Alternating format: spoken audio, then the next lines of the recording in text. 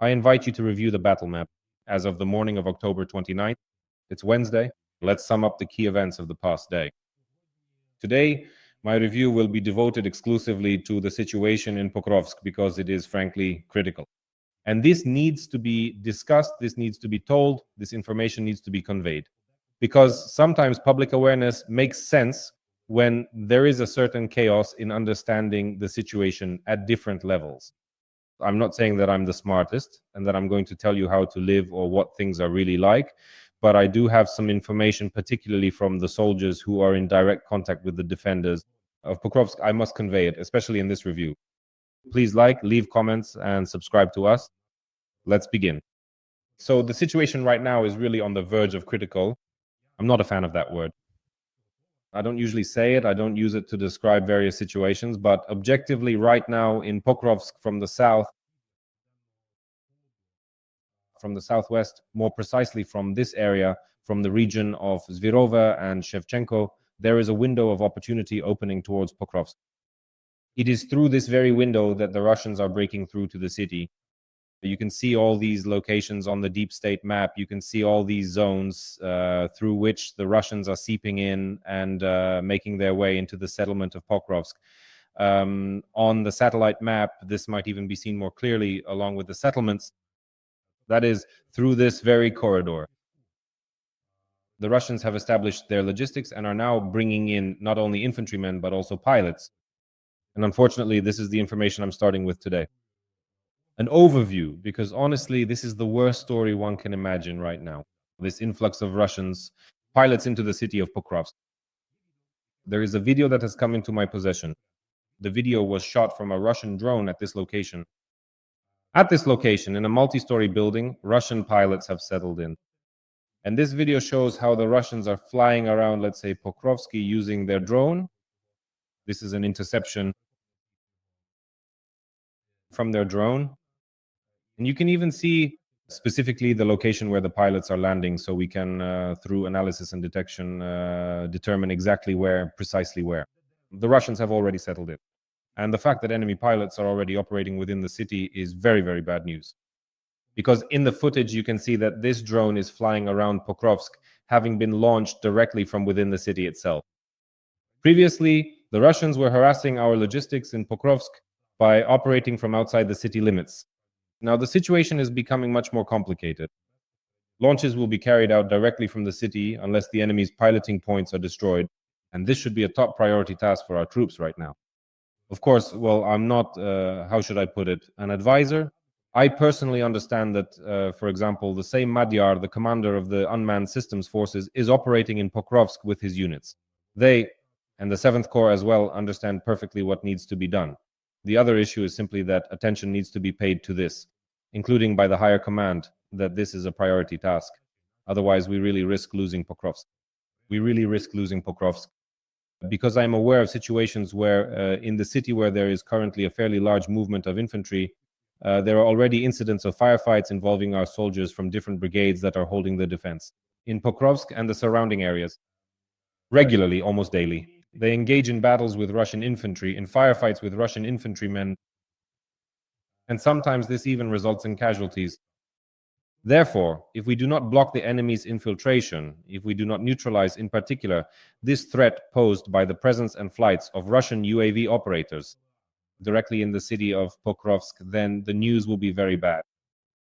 The news will be that we will lose the city. It is a very real possibility that we will lose the city. Along with Pokrovsk, we will not only lose Pokrovsk itself, but we will also lose Myrnohrad if this is not changed, not closed off. This window of breakthroughs for the occupiers, and if we do not simply wipe out their pilot positions. We will lose both Pokrovsk and Myrnohrad. By the way, regarding Myrnohrad, it's worth giving credit. Yesterday, there were comments from the spokesperson of Myrnohrad, of the city agglomeration. Well, in general, the Eastern Military Group led by Hrayhori Shapoval reported that the Russians have entered the outskirts of Myrnohrad and street fighting is ongoing there. This too must be acknowledged. Right now, Myrnohrad is essentially finding itself in a kind of encirclement. And right now we have a very difficult situation, particularly in the Moskovsky, Promin and Suky Yar districts. Lysivka, where we understand what the logistics are like. Currently, logistics is the #1 priority. This is a huge, huge task. And the awareness of this issue is, in fact, crucial for securing this agglomeration. In fact, everything can still theoretically be changed. The situation can actually be changed. At the moment, it is dramatic because in Pokrovsk, in the city of Pokrovsk, a huge gray zone has formed. Just a gigantic gray strip where, in fact, within this gray zone, as in Kupiansk, thank you, is just a continuous fog of war. There is no clarity about who is where, what, or how positions are being held. There are lots of pockets of occupiers and numerous local battles scattered throughout the entire city. The enemy is not launching a general assault, but is infiltrating instead. They move covertly in small groups of 2 or 3 up to 10 people. And according to 1+1 journalist Yulia Kirienko, a war correspondent who is now one of the few who continues to travel on assignments to the front, the number of occupiers in the city itself already exceeds 200. 200, which the general staff mentioned over the weekend, that was the number they acknowledged as the presence of Russians in the city of Pokrovsk. Now, according to Kirienko, there are even more of them. Essentially, what we have here now is a certain chaos in the defense, and formally, in some places, certain positions are reported from the bottom up as being held, but in reality, yes, our soldiers remain there, but logistics and control over communications have, in many locations, slipped out of our hands. And the sooner we regain this control, the better. Because along with the loss of this control, the overall morale of the troops is also slipping away. In other words, moral exhaustion is increasing exponentially. The soldiers become demoralized in such conditions, realizing that the situation is difficult and it is hard to deal with. In this sense, they feel that the command is not paying enough attention to resolving the situation. I know that certain assault operations are currently underway within the area, Pokrovsk, but I won't go into these specifics now at all because that would go beyond the bounds of public discussion. Let's put it that way. But it's not enough. It's necessary to take out the pilots first and only then carry out assault operations. Pilots who have already appeared within the city itself. And this is actually very, very bad news. In addition, the occupiers are not stopping their assaults, including mechanized ones, to the north of Pokrovsk. This is the section that is, let's say, calmer in the direction of Dobropilia. Because here in the area of the Dobropilsky sector, attacks continue on the settlements of Volodymyrivka and Shakove, which were mentioned yesterday by the Phoenix unit of the State Border Guard Service, who detected the movement of equipment and destroyed it. 12 armored vehicles, including 2 IFVs, 1 MTO, and 4 tanks, were destroyed. More precisely, that's 12 already hit pieces of equipment, of which 7 are heavy armored vehicles, over 40 occupiers. Among this landing force, which was supposed to disembark, our soldiers detected and neutralized them. In fact, right now, you are seeing footage from Phoenix, but overall, in principle, the attempts at mechanized assaults in the Dobropilia direction are ongoing, and this is a general and, to some extent, quite acceptable trend for the current front. The enemy continues to carry out this approach. So accordingly, we will continue to see more footage like this.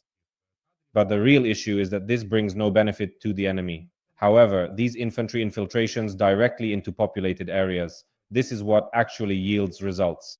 Thank you. And yesterday, as I will repeat once more, the spokesperson for the Eastern Military Group, credit where it's due, admitted that the enemy has already infiltrated Myrnohrad, where urban fighting is ongoing. Yes, all of this is happening without any consolidation. By the way, the same is true in Pokrovsk. All these vast gray zones, this is happening without any consolidation. The Russians are simply roaming around and sometimes popping up in our rear out of nowhere. So you never know where, but because of this uncertainty and lack of clarity in the situation, actually, well, it causes really, really big problems for us. Ukrainian defenders are holding their positions along the entire Pokrovsk-Dobropilia direction, and at the same time, they are also building fortifications. But the situation requires much more attention from our command. Essentially, the same situation is continuing right now. In Kupiansk, where there are attempts to cut off the enemy who has relatively settled in the city, there are chances to isolate them, but so far our troops have not been able to achieve this. In Kupiansk, the situation could potentially be a bit simpler in terms of the fact that a river flows here, the Oskil. And for the occupiers, crossing the Oskil is already quite a challenge. The Russians find themselves in a critically difficult situation here. They need to somehow organize their logistics. And this logistics, this Achilles heel, can be targeted.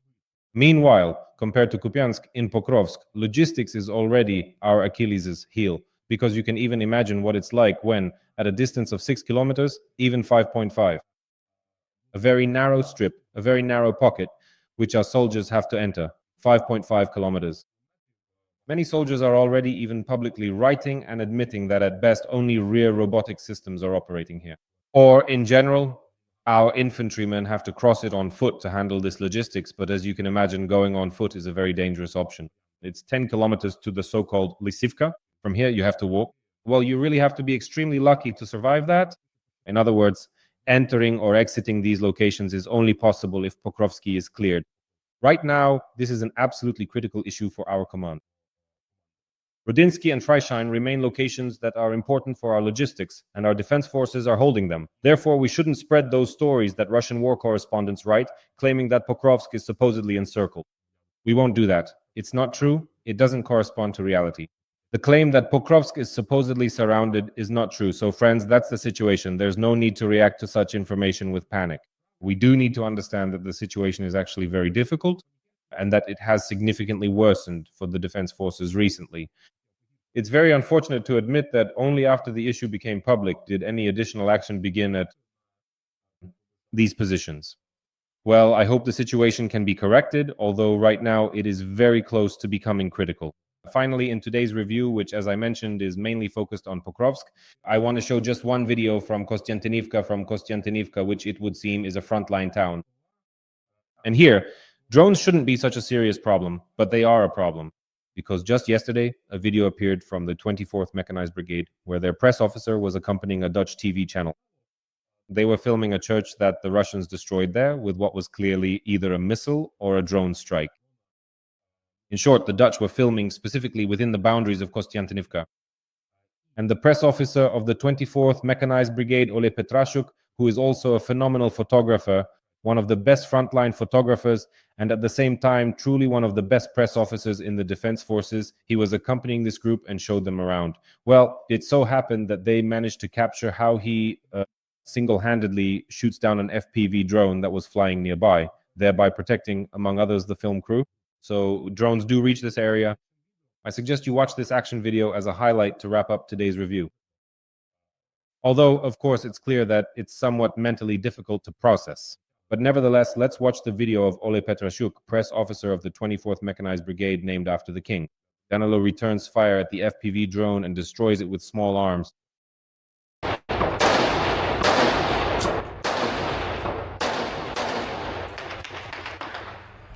Go into the church. Kostya to battle.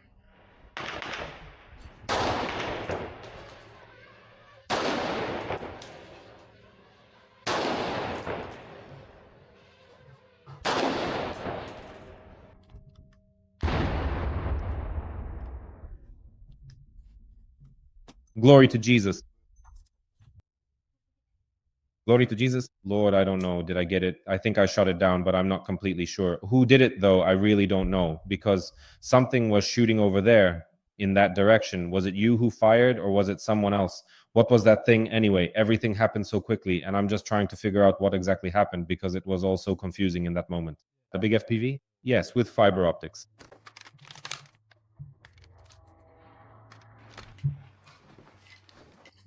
My recommendation is not to stay here because they'll come back. And we need to hide somewhere around here. Daphne, 2 photos and we go. Well, I'll translate. Basically, he's saying not to stay here. This is for the Ukrainian audience. Don't stay here too long because they'll come back. They'll come back.